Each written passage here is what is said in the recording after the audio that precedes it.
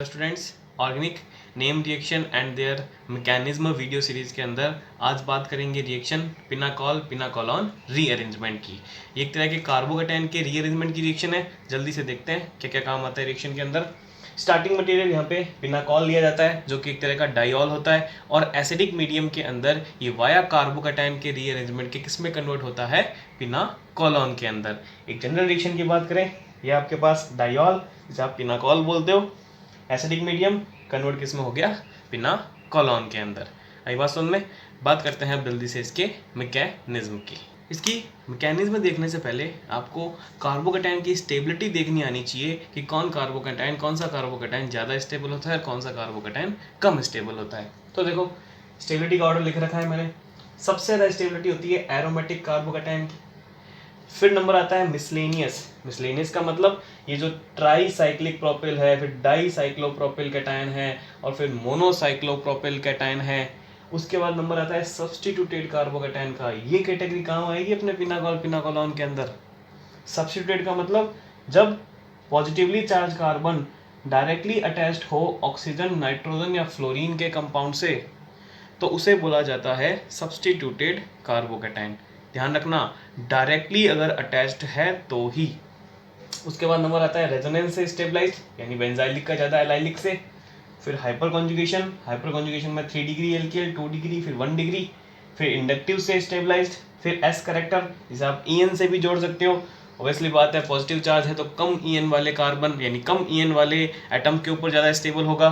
तो अगर मैं सिंपल एल्किल या विनाइल या एसिटाइल में बात करूं तो इसकी ईएन कम होगी तो इस पे ज़्यादा स्टेबल, फिर विनाइल, फिर एसिटाइल और सबसे लास्ट में नंबर आएगा एंटी एरोमेटिक वाले का।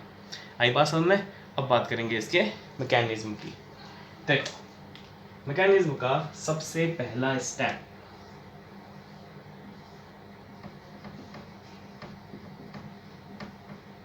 ये मैथिल और ये 3 मैथिल। सबसे पहले एसिडिक मीडियम में ये H+ जाएगा और दोनों में से किसी भी एक OH के ऊपर अटैक करेगा। क्योंकि सिमिलर है, सिमेट्री है मॉलिक्यूल के अंदर, दोनों OH या दोनों साइड एक जैसी है तो कहीं पे भी अटैक कर सकता है। लेकिन अगर दोनों तरफ एक जैसा ना हो एनवायरनमेंट तो ये H+ वहाँ अटैक करेगा जहाँ स्टेबल कार्बोकेटाइन आपको मिलेगा। क्योंकि देखो नेक्स्ट स्टेप में क्या बनने वाला है। जैसे ही ये H+ यहाँ गया आपको मिला OH2+, मैथिल। OH2+ एक गुड लिविंग ग्रुप है तो ये गुड लिविंग ग्रुप यहाँ से ये H2O बाहर निकल जाएगा और आपको मिलेगा मैथिल OH और ये पॉजिटिव चार्ज। क्या होगा, ये बॉन्ड के इलेक्ट्रॉन लेके H2O यहाँ से बाहर निकल जाएगा। तो देखो इस H+ के अटैक और H2O के बाहर निकलने के बाद क्या मिला आपको, कार्बोकेटाइन मिला आपका इंटरमीडिएट। तो अगर यहाँ पर अनसिमेट्रिकल होगा मॉलिक्यूल आपका, यानी दोनों पार्ट एक जैसे नहीं होंगे, तो ये H+ उस OH के ऊपर जाकर अटैक करेगा जिसके हटने के बाद आपको मोस्ट स्टेबल कार्बोकेटाइन मिले। आई बात समझ में। तो ये आपका इंटरमीडिएट कार्बोकेटाइन सही है। हम ये पढ़ते हैं कि अगर कहीं भी रिएक्शन के दौरान कार्बोकेटाइन एज अ इंटरमीडिएट बनता है और अगर उसमें रीअरेंजमेंट पॉसिबल हो तो पहले रीअरेंजमेंट से मोस्ट स्टेबल कार्बोकेटाइन की फॉर्मेशन होती है, फिर वो मोस्ट स्टेबल कार्बोकेटाइन आगे प्रोडक्ट के अंदर कन्वर्ट होता है। आइए ऑर्डर में से देखते हैं क्या इससे स्टेबल कार्बोकेटाइन बन सकता है क्या। देखो अभी ये एल्किल कार्बोकेटाइन है और एल्किल में भी 3 डिग्री कार्बोकेटाइन है, वैसे तो इसकी स्टेबिलिटी ज़्यादा है। लेकिन देखो अगर मैं इस पॉजिटिव चार्ज को इस कार्बन पे ले आऊं, इन दोनों में से किसी एक मैथिल को शिफ्ट करके, तो देखो जैसे ही ये पॉजिटिव चार्ज यहाँ आएगा ये ऑक्सीजन वाले OH ग्रुप से डायरेक्ट अटैच हो गया यानी कैटेगरी कौन सी हो गई, सब्स्टिट्यूटेड वाली कैटेगरी आ जाएगी। और एल्किल के कंपेयर में सब्स्टिट्यूटेड की स्टेबिलिटी ज़्यादा होती है, इसका मतलब हमारे पास स्टेबल कार्बोकैटायन बनने की कंडीशन है। तो पहले कार्बोकैटायन का रीअरेंजमेंट होगा, मोस्ट स्टेबल कार्बोकैटायन बनेगा और वो ही आगे जाकर प्रोडक्ट के अंदर कन्वर्ट होगा। आई बात समझ में? तो बात करते हैं इसके रीअरेंजमेंट की। रीअरेंजमेंट में कौन सा 1,2 मैथिल शिफ्ट करा दो, यही ऑप्शन है मेरे पास अभी।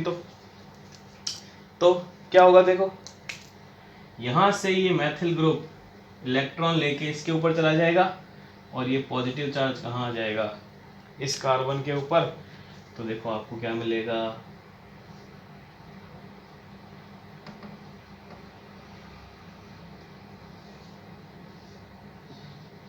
मैथिल मैथिल मैथिल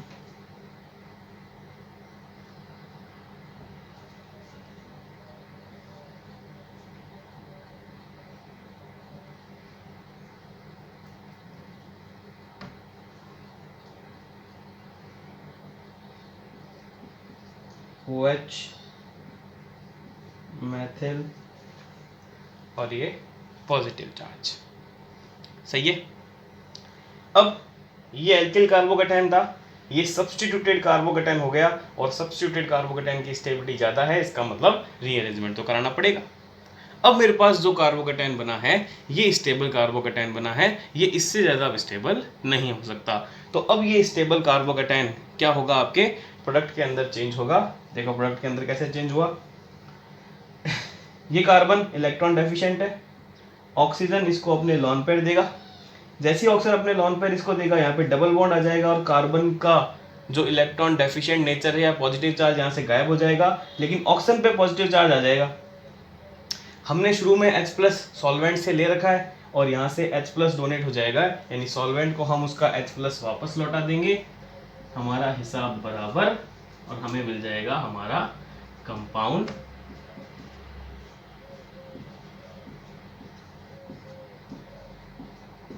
पिनाकॉल। आई बात समझ में? तो ये इस तरह से पिनाकॉल की मैकेनिज्म बताई जाती है। एक बार दोबारा देख लेते हैं मैकेनिज्म को।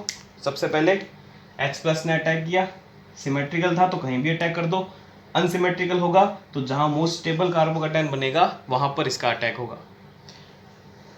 स्टेबल कार्बोकैटायन बना, फिर शिफ्टिंग कराई, रीअरेंजमेंट से मोस्ट स्टेबल कार्बोकैटायन बना और मोस्ट स्टेबल कार्बोकैटायन किसमें कन्वर्ट हो गया, प्रोडक्ट के अंदर। कैसे, ऑक्सीजन ने लॉन पेयर दिए, कार्बन का पॉजिटिव चार्ज गायब, यहाँ के डबल बॉन्ड, ऑक्सीजन पे पॉजिटिव चार्ज आया, लॉन पेयर देने के कारण H+ तुरंत बाहर निकाल दिया और आपको मिल गया आपका प्रोडक्ट पिनाकॉल। आई बात समझ में? अब ये तो है mechanism.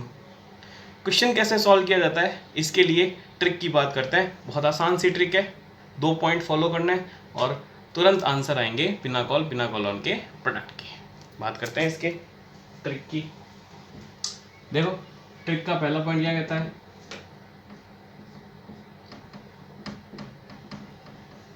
First of all make stable carbocation. सबसे पहले स्टेबल कार्बोकैटायन की फॉर्मेशन कीजिए, यानी जब अनसिमेट्रिकल मॉलिक्यूल आएगा तो H+ जिस OH के ऊपर अटैक करने वाला है वो चूज कैसे करेंगे, जहां से मोस्ट स्टेबल कार्बोकैटायन मिलेगा। सही है। स्टेबल कार्बोकैटायन मिलने के बाद नेक्स्ट प्रोसेस होता था ग्रुप की शिफ्टिंग का। अपन ने 1,2 मैथिल शिफ्ट कराया था, वो तो मैथिल था, दोनों तो मैथिल शिफ्ट करा दिए। अगर मैथिल ग्रुप के अलावा दूसरे ग्रुप भी लगे हुए हों, मैथिल के साथ हाइड्रोजन, मैथिल के साथ कोई फेनिल, या मैथिल में भी कोई दूसरा एल्किल में 1 डिग्री 2 डिग्री कुछ लगा हुआ हो, तो किस ग्रुप का माइग्रेशन पहले होगा, उसके लिए आपको एक माइग्रेटरी एप्टीट्यूड को ध्यान में रखना पड़ेगा। तो सेकंड ट्रिक का पॉइंट है यूज माइग्रेटरी एप्टीट्यूड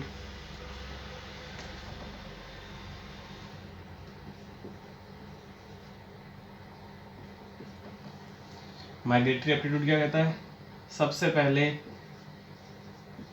हाइड्राइड को शिफ्ट कराया जाता है, हाइड्राइड के बाद नंबर आता है एरिल या फिर जिसे आप फेनिल कहते हो, और फेनिल के बाद नंबर आता है आपके पास एल्किल ग्रुप की शिफ्टिंग का। एरिल के अंदर भी इलेक्ट्रॉन रिलीजिंग ग्रुप का पहले होगा, फिर सिंपल फेनिल,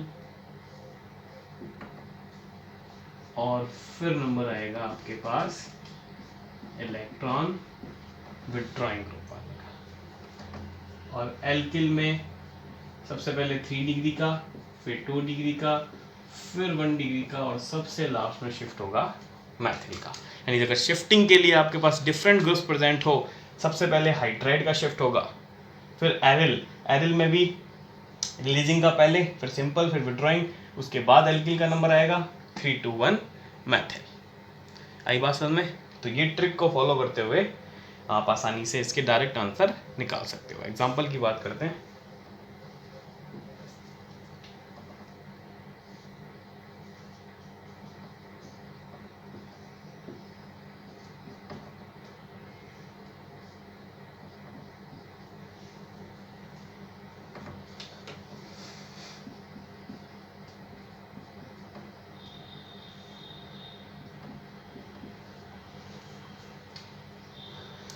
चलो सॉल्व करते हैं। सबसे पहले ट्रिक का point, first of all make stable carbocation. इन दोनों में से जहां भी स्टेबल कार्बोकैटायन बनेगा वहां आपका H+ जाके अटैक करेगा और H2O को बाहर निकाल देगा। तो देखो यहाँ पर एक फेनिल है जबकि यहाँ पे 2 फेनिल है, तो यहाँ पर तो आपके एक रेजोनेंस और एक हाइपर कॉन्जुगेशन इफेक्ट लग रहा है, जबकि यहाँ पर 2 रेजोनेंस इफेक्ट लग रहे हैं। इसका मतलब स्टेबिलिटी ज़्यादा किसकी होगी, 2 रेजोनेंस वाले की। यानी ये H+ अटैक करेगा इस OH के ऊपर, यहाँ से ये H2O बाहर निकल जाएगा और आपको मिलेगा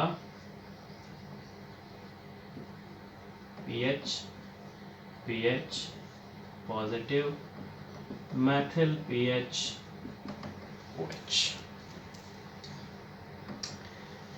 नेक्स्ट स्टेप है माइग्रेटरी एप्टीट्यूड से ग्रुप का माइग्रेशन करके स्टेबल कार्बोकैटायन की फॉर्मेशन करो। तो देखो अपने पास है एक एल्किल यानी मैथिल, एक फेनिल यानी कि एरिल। पहले नंबर किसका आएगा, एरिल का नंबर आएगा पहले माइग्रेशन में, यानी ये एरिल ग्रुप माइग्रेट करके जाएगा इसके ऊपर और ये पॉजिटिव चार्ज यहाँ आ जाएगा, आपको मिलेगा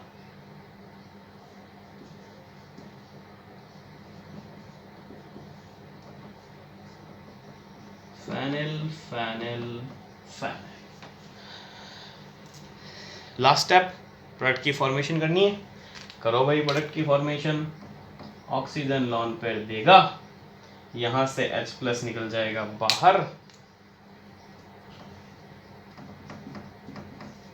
और आपको मिलेगा